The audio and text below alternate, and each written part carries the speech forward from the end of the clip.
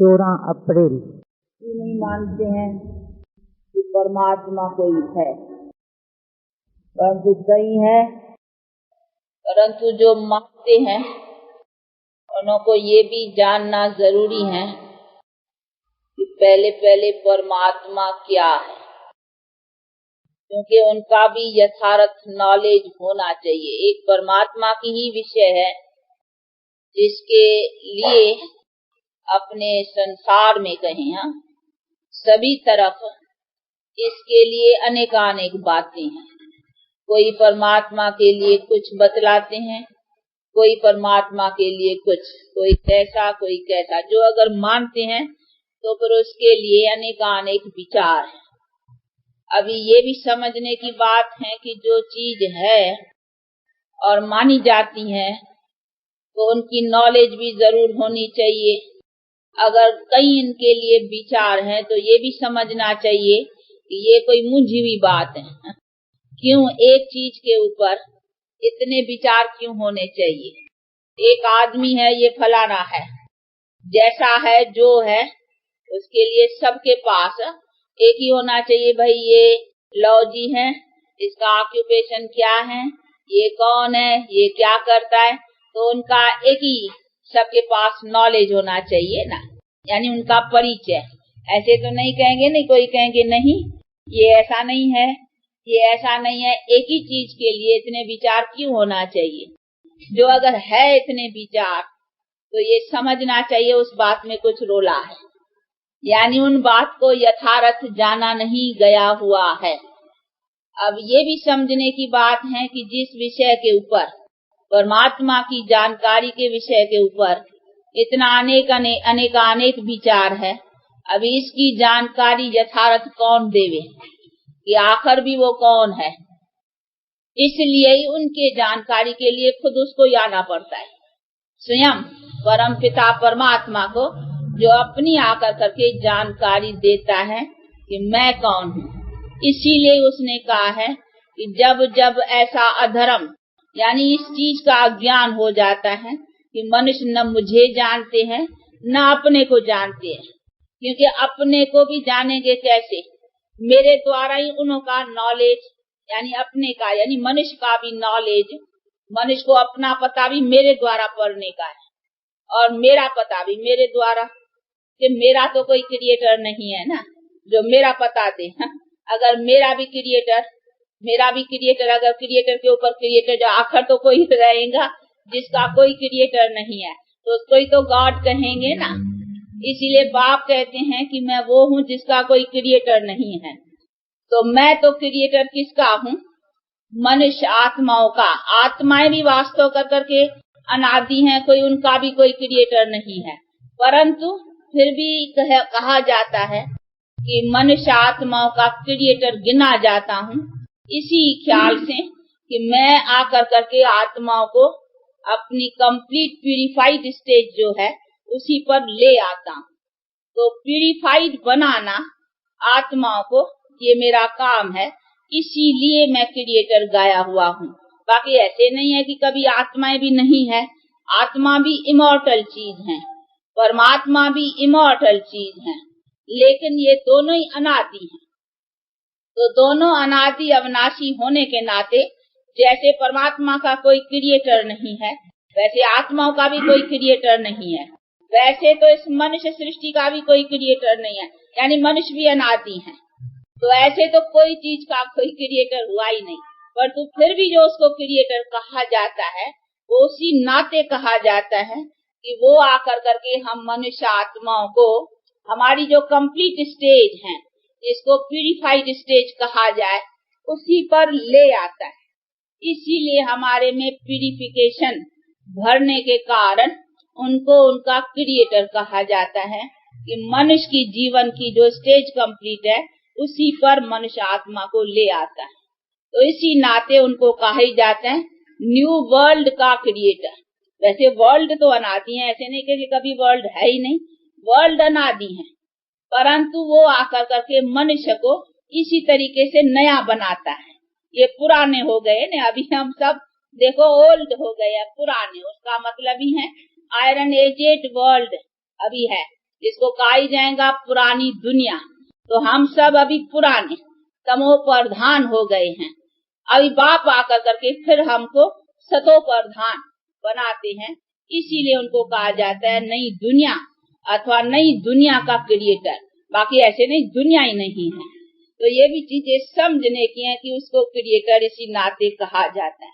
पर तो ये समझना कि जो परमात्मा इसी सभी बातों का जो यथार्थ नॉलेज है वो ही आकर के देते हैं। इसीलिए इस सभी बातों का निर्णय यथार्थ कि परमात्मा क्या है और हम मनुष्य आत्माएं क्या है और ये मनुष्यों के सृष्टि का चक्कर भी कैसे चलता है, इन सभी बातों की यथार्थ नॉलेज वो नॉलेजफुल गॉड ही जो है ना वो आकर करके देते हैं। इसीलिए उनको नॉलेजफुल भी कहते हैं, क्रिएटर भी कहा जाता है और हिंदी में भी कहते हैं पतित को पावन करने वाला, दुख हरता, सुख करता। ये सभी महिमा उनको दी जाती हैं। अभी जिसको दी जाती है उसको भी समझना चाहिए ना वो कौन सी चीज है। उनको भी कहेंगे सुप्रीम सोल, वो भी सोल है। अभी उनको जो कहीं समझते हैं सर्वव्यापी, अभी सोल को तो सर्वव्यापी कह नहीं सकते हैं ना। ये भी चीज समझने की है कि वो कौन सी चीज है। जैसे हम आत्मा है तो आत्मा अपने शरीर में, हर एक की आत्मा अपने अपने शरीर में अपनी अपनी आत्मा है। ऐसे नहीं है कि सबकी आत्मा एक ही है। अगर एक ही आत्मा होती तो सबके संस्कार, सबकी एक्टिविटी एक ही हो जाती, परंतु नहीं, जितने मनुष्य है इतनी आत्माएं हैं। तो आत्माएं कहेंगे, सोल्स, यानी बहुत जितने मनुष्य आज दुनिया में जितनी संख्या है इतने आत्माएं हैं। तो ये भी समझने की बातें हैं, एक आत्मा तो नहीं है ना। तो परमात्मा भी जो चीज है वो भी तो सोल ही है ना। तो सोल जिस चीज को कहा जाता है और उनका है भी, वो शास्त्रों में भी है कि ज्योतिर्लिंगम आकारी, जिसका या अपने अनुभव के आधार पर चित्र भी निकाला हुआ है। ये नहीं है सामने, क्या और थोड़ा आगे ले आओ। तो परम पिता परमात्मा जिसको कहा जाता है, ये कहा ही जाता है उस सुप्रीम सोल को। तो निराकार परमात्मा जिसको कहें, जिसकी प्रतिमा भी हमारे भारत में भी ये शिवलिंग की जो प्रतिमा है वास्तव कर करके, ये जो रामेश्वर की आप लोगों ने मूर्ति देखी होंगी, ये राम बैठ कर करके भी शिवलिंग का पूजन कर रहा है। और कई चित्रों में आप देखेंगे सभी देवताएं भी शिवलिंग के आगे रिस्पेक्ट में खड़े हैं अथवा हाथ जोड़ कर करके। तो इससे ये निर्णय होता है कि सभी का ऊंचे में ऊंचा जो है वो वही परम पिता परमात्मा है। तो ये प्रतिमा जो है शिवलिंग की, ये उसी परम पिता परमात्मा की है। तो उनको ही कहा जाता है सुप्रीम सोल अथवा निराकार परमात्मा। तो वो भी तो आकार में है ना, इसको निराकार कहा जाता है। उसका मतलब ये नहीं है कि उनका कोई अपना रूप या अपना कोई भी आकार नहीं है, नहीं, उसको भी कहेंगे। ये यहाँ तो बड़ा दिखाया हुआ है, नहीं तो इसको स्टॉल लाइक को बिंदी, जैसे बिंदी होती है ना वो एकदम, तो उनको काल परंतु ज्योति का, परंतु वो भी चीज है ना। ऐसे तो नहीं है कि ज्योति कोई फर्टाइल है, फैली हुई चीज है जो सब में सर्वव्यापक होंगी। नहीं, फैली हुई कोई चीज नहीं है जो सब में अंदर भी हो बाहर भी हो। जैसे कई समझते हैं कि परमात्मा वो चीज है जैसे सब में व्यापक है। सब में व्यापक कैसे, सोल कैसे सब में भला व्यापक होंगी तो भी सोल है ना। तो परमात्मा भी तो सोल है, परंतु उनको परम आत्मा सुप्रीम सोल कहा जाता है। तो वो चीज सब में व्यापक की तो चीज ही नहीं है ना। तो ये सभी बातें समझने की है कि वो कोई व्यापक चीज होने की चीज नहीं है। पर ऐसे कह सकते हैं, हाँ, सब उनको याद करते हैं, याद सब उसमें, याद सब में व्यापक है, वो बात एक अलग है। बाकी ये चीज सब में व्यापक है, ये चीज व्यापक कैसे हो सकती। इसीलिए जो कहीं समझते हैं परमात्मा सर्वव्यापी है, परंतु ये पहले व्यापक होगा ही कैसे, ये चीज कैसे व्यापक होंगी, बताए तो सही ना कोई। बाकी परमात्मा कोई ऐसी तो चीज नहीं है ना। तो जो ऐसी फर्टाइल चीज हो, फैली हुई, जैसे कई समझते हैं जैसे आकाश है ना, अंदर भी है बाहर भी है, वो आकाश की तरह से फैली हुई कोई चीज है, परंतु नहीं, ऐसी कोई चीज नहीं है। वो उनको कहा जाता है अखंड ज्योति तत्व, जिसको इन्फिनिट लाइट कहा जाता है, जिसमें ये निराकार परम आत्मा भी और हम सब सोल्स रहते हैं। जैसे इस ईथर में हम सब मनुष्य रहते हैं, तो हम ईथर तो नहीं है ना, हम मनुष्य रहने वाले इस ईथर में रहते हैं। इसी तरह से अखंड ज्योति तत्व में, जिसको इन्फिनिट लाइट अंग्रेजी में कहा जाता है, उसमें ये सोल, सुप्रीम सोल भी और सब हम आत्माएं रहते हैं। लेकिन हम जो रहने वाली चीज है वो तो सोल है ना। भले सोल भी ज्योति रूप है, ज्योति पर तो लिंगकारी, यानी उनको कहेंगे वो बिंदी, वो अपना संस्कार, हर एक के संस्कार रूप आत्मा है। तो इसीलिए वो सब फैली हुई चीज में, यहाँ फैलाव में आने वाली तो चीज ही नहीं है ना। इसीलिए ये जो कहीं मानते हैं कि परमात्मा सर्वव्यापी है, और एक तो वो चीज नहीं है व्यापक होने वाली, और दूसरी उसके व्यापक होने का कोई महत्व नहीं है। अगर व्यापक है तो व्यापक होकर करके हमारे लिए क्या उसका महत्व है? हमारे पास व्यापक होते हम दुख शांति में भी हैं, व्यापक होते आज हमारी दुनिया में कई अधर्मों के काम भी हो रहे हैं, तो क्या परमात्मा के व्यापकता के होते भी और हमारी जीवन गिरती रहे, या हमारे से कोई ऐसे अकर्तव्य काम होते रहे और हम दुख शांति में आते रहे, ये क्या हुआ? उसका व्यापकता का क्या महत्व हुआ? तो मैं तो आज कोई बड़ा आदमी भी कहाँ हाजिर होता है ना, कोई में देखो हमारा प्राइम मिनिस्टर था, तो कोई के हाजिरी में ऐसे बड़े आदमी में कोई भी ऐसा काम उल्टा हो जाता है तो कहते भाई तुम्हारे हाजिरी में और हमारा देश या हमारी जनता ऐसी दुखी है, तो आपका प्राइम मिनिस्टर बनना या ऐसे होने से फायदा ही क्या है? तो अगर हमारा परमात्मा जो है ही सुखदाता, वो अगर ओमनी प्रेजेंट होता और सब में व्यापक होता, तो ये सोचने की बात है कि उसकी प्रेजेंसी में और हम ऐसे दुख और अशांति, तो उसके प्रेजेंट से फायदा ही क्या हुआ? तब तो कहते उसको, जैसे कोई यहाँ काम नहीं करते तो उसको कहते नहीं मिनिस्टर को उतरो उतरो, देखो वो प्राइम मिनिस्टर पला, कहते उतरो, अरे तू अब संभाल नहीं सकते हो, तू जनता की सेवा ठीक नहीं कर सकते, तो उतरो उतरो। तो अभी अगर गॉड ओमनी प्रेजेंट है और हम ऐसे दुख और अशांति में पड़े हैं, तो उसको भी कहना चाहिए ना, तू प्रेजेंट रह कर करके यहाँ हाजरा हजूर होते, तुम्हारे हमारा क्या फायदा करते हो? इसे तो तुम न होता तो अच्छा होता, तुम्हारी हाजिरी में और हम ऐसे दुखी और अशांत मनुष्य, और हमारे करतूत और ही बिरे, जिसको आज कहते भी है कि भ्रष्टाचार दुनिया, हमारा आचरण इतना बिगड़ता जाए और हमारी दुनिया इतनी दुखी होती जाए, तो फिर गॉड के ओमनी प्रेजेंट होने का फायदा ही क्या है?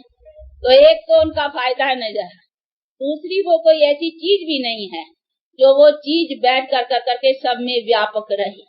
इसीलिए ये भी बातें समझने की हैं कि जिसको परम आत्मा कहा जाता है वो सोल है, उनका अपना नॉलेजफुल, इनमें अपने सभी हम आत्माओं का नॉलेज है कि हम आत्माएं कैसे ऊपर थी, यानी ऊंची थी। ऊपर का मतलब ऐसे नहीं है हम अपने लाइफ में ऊंचे थे और फिर कैसे गिरे हैं, ये सारा हमारे कर्मों के चक्कर का जो है, ये सब इसके पास नॉलेज है, इसीलिए इसको नॉलेजफुल कहा जाता है। और वो अपने टाइम पर आकर करके नॉलेज देते हैं, और फिर आकर के हम मनुष्य आत्माओं को नॉलेज के थ्रू वो हमारे में ताकत भरते हैं, जिससे हमारी जीवन को सुख और शांति प्राप्त करती हैं हम, और ये कराने वाला निमित्त बनता है। तो इनका कर्तव्य हो गया ना, और इनका जो अपना संस्कार है नॉलेज देना और सबका नॉलेज इनके पास रहना, तो वो तो कोई चीज है ना। ऐसे नहीं कहेंगे कि कोई फर्टाइल या फैली हुई कोई चीज है या सब में व्यापक कोई चीज है। अगर व्यापक होती तो सब इसके गुण वाले, जैसा परमात्मा का गुण है तो सभी बास गुण होने चाहिए। गॉड कहा जाता है नॉलेजफुल, तो फिर सब नॉलेजफुल हो जाने चाहिए। बाकी वो व्यापक होकर के बैठ के क्या करता है? उनके व्यापक होने का कोई तो फायदा या कोई तो गुण चलना चाहिए ना। तो जब की वो चीज है ही नहीं, तो उनको हम कैसे कह सके कि वो ओमनी प्रेजेंट है? इसीलिए ऐसा कहना और ही परम आत्मा की गिलानी करनी है। अगर हम उनको ऐसे समझें कि हाँ वो हाजरा हजूर है या वो ओमनी प्रेजेंट है, वो व्यापक है, तो उनके व्यापकता से हमें क्या फायदा है? नहीं, हमारे हर एक में अपनी अपनी आत्मा व्यापक जरूर है, लेकिन हम अपनी आत्मा में भी अभी तमो प्रधान है, यानी आत्मा हमारी भी अभी तमो प्रधान है। इसीलिए हम अपनी आत्मा में भी अभी तमो प्रधान होने के कारण ही हमारे कर्तव्य अथवा करतूत जो है ना, वो उल्टे चल पड़े हुए हैं। इसीलिए हम दुख और अशांति में है। वहाँ तो कोई परमात्मा के ओमनी प्रेजेंट या उनके व्यापक होने की कोई बात ही नहीं रही ना। ये तो हर एक के कर्म के हिसाब में, हर एक अपनी अपनी आत्मा अपना अपना कर्म का हिसाब जो कुछ बनाया है उसी का अपना नतीजा भोग रही है। इसमें उसके ओमनी प्रेजेंट होकर के रहने का भी क्या मतलब है, या क्यों रहे? रहने की तो कोई बात ही नहीं। कई समझते हैं वही तो चैतन्य सत्ता है ना, ये जो हमारा हाथ भी चलता है ना, पैर भी चलता है, या हम बोलते हैं, अगर वो परमात्मा न होता तो ये चैतन्यता न होती। तो इसीलिए कई समझते हैं वो चैतन्यता परमात्मा की है, और तो ऐसी बात नहीं है। चैतन्य तो आत्मा भी है ना, आत्मा को भी कहा जाता है सत्य चित्त आनंद स्वरूप, यानी वो भी चैतन्य है। परंतु वो चैतन्य तो आत्मा अपना देखो शरीर से जब ये आत्मा निकल जाती है, एक शरीर आत्मा छोड़ती है दूसरा लेती है, तो डेड बॉडी पड़ी हुई है, क्या निकल गई? आत्मा निकली ना। तो आत्मा को चैतन्य कहेंगे ना, ऐसे थोड़ी कहेंगे परमात्मा निकल गया, हा? कहेंगे आत्मा निकल गई। तो आत्मा में भी अपनी चैतन्यता तो है ना, जो शरीर में थी तो शरीर के द्वारा आत्मा बोलती थी और चलती थी, सब होता था। जब ये आत्मा निकल गई तो वो बॉडी पड़ी है, फिर कुछ हाँ चलती फिरता बॉडी तो कुछ नहीं हिले चलेगी ना, हाँ वो आत्मा निकल गई तो आत्मा निकल गई कहेंगे ना। उसने जाकर के फिर जो शरीर लिया फिर वो चलना फिरना शुरू करेगा। तो ये सभी चीजें समझने की हैं कि आत्मा भी अपने गुण में चैतन्य है। ऐसे नहीं कहेंगे सिर्फ परमात्मा चैतन्य है, आत्मा भी तो चैतन्य है ना। तो आत्मा में भी अपनी चैतन्यता की सत्ता है। तो वो जो चलना फिरना है हर एक का वो आत्मा की चैतन्यता से। बाकी ऐसे नहीं कहेंगे कि वो कोई परमात्मा है तभी चलता फिरता है, अगर परमात्मा न होता तो चलते फिरते कैसे? तो चलने फिरने के लिए कोई परमात्मा की वो चैतन्यता मानना या परमात्मा को चैतन्य इसी तरीके से मानना, ये भी रॉन्ग है। तो ये सभी चीजों को बहुत अच्छी तरह से समझना है कि परमात्मा वास्तव करके क्या है। भले हमारे भारत में इसकी प्रतिमा की यादगार पूजी मानी जाती है, परंतु यथार्थ रीत से न जानने के कारण कि ये इतनी शिवलिंग की क्यों महिमा है, क्यों ये सभी चित्रों में भी दिखलाया हुआ है कि देवता भी उनका रिस्पेक्ट करते हैं। तो जरूर देवताओं से भी कोई ऊपर है ना। तो देवताओं से ऊपर कौन है? ये जिसने बैठ कर करके मनुष्य को देवता बनाया है। बाकी ऐसे नहीं है देवताओं ने कोई बैठ कर करके उनका पूजन किया है। ये तो चित्रकारों ने चित्र पीछे बनाए हैं, ये तो चित्रकारों ने बना। बाकी ऐसा नहीं है कोई सच सच राम ने कोई बैठ करके इनका पूजन किया है। परंतु ऐसा राम और ऐसा कृष्ण जैसे मनुष्य जो थे देवताएं, वो कैसे बने थे? इन परमात्मा ने आकर कर करके ये प्यूरिफाइड बना कर करके ऐसा मनुष्यों को पावन बनाया था। फिर उनकी यादगारों में ये चित्रकारों ने बैठ कर करके चित्र बनाए हैं। बाकी ऐसे नहीं है कि उन्होंने बैठ कर करके कोई इन्हों को पूजा है। तो ये सभी चीजों को अच्छी तरह से समझने का है कि परमात्मा क्या और हम आत्माएं क्या, और हम आत्माएं कैसे नीचे आती हैं, अर्थात तमो प्रधान बनती हैं, और फिर हम आत्मा को ही सतो प्रधान बनने का है। बाकी उसी परम आत्मा को, सुप्रीम सोल को न ये तमो प्रधान बनता है न इनको सतो प्रधान बनने की कोई बात है। ये एक ही सोल है जो जन्म मरण रहित होने के कारण इनको नीचे ऊंचे होने की कोई बात ही नहीं है। इसीलिए इनकी महिमा है कि ऊंचे ते ऊंचा भगवान, यानी हमारे को भी ऊंचे में ऊंचा आकर के बनाती है मनुष्य को, जिसके ऊपर कोई मनुष्य है ही नहीं। देखो ऊंचे में ऊंचे मनुष्य कौन से है? देवताएं। तो ऐसा सबसे ऊंचा मनुष्य बनाना ये किसने बनाया? इसने, परमात्मा। तो मनुष्य को भी ऊंचे में ऊंच बनाने वाला ये सबसे ऊंच हो गया ना। इसीलिए इनकी महिमा है कि ऊंचे ते ऊंचा भगवान। तो भगवान ही मनुष्य को ऊंचा बनाएगा, मनुष्य मनुष्य को ऊंचा नहीं बना सकती। तो ये सभी चीजों को अच्छी तरह से समझने का है। इसीलिए परमात्मा जो चीज है ना वो इन्हीं को ही कहा जाएगा। अभी ये चीज तो कोई सर्वव्यापी या सब में कैसे आएंगी? जैसे सोल सब में कैसे आएंगी? सोल आएगी तो अभी हर एक अपना अपना आत्मा अपना अपना कर्म के हिसाब से एक शरीर छोड़ेगी दूसरा लेंगी। बाकी ऐसे तो नहीं कहेंगे ना सभी के में एक ही सोल है न, सबकी अपनी अपनी सोल है। तो इतनी सब सोल्स है ना, हर एक शरीर की अपनी सोल। देखो इन आत्मा का अपना कर्म का हिसाब, तुम्हारी आत्मा का अपना कर्म का हिसाब।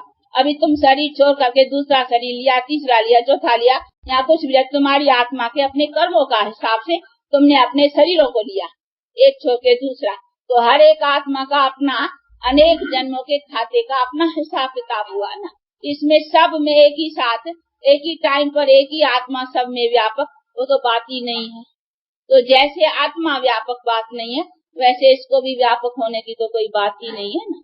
और न कोई व्यापक होने से कोई महत्वता निकलती है कि भाई व्यापक होने से कोई फायदा मिलता है। फायदा क्या मिलेगा? तो ये सभी चीजों को बहुत अच्छी तरह से समझना है, क्योंकि ये तो बातें ऐसी हैं कोई एक ही दम या एक ही टाइम पर समझाई नहीं जा सकती हैं। ये तो बहुत अच्छी तरह से कोई बातें बैठ कर करके कुछ टाइम दे करके सुने, तभी इन बातों को अच्छी तरह से कोई समझ सकता है। तो इसके लिए चाहिए टाइम, और इसको अच्छी तरह से, ये कोई ऐसे क्लासों में भी समझाने की चीज नहीं है, तो कोई अकेले आकर करके और अच्छी तरह से इन बातों के ऊपर सुने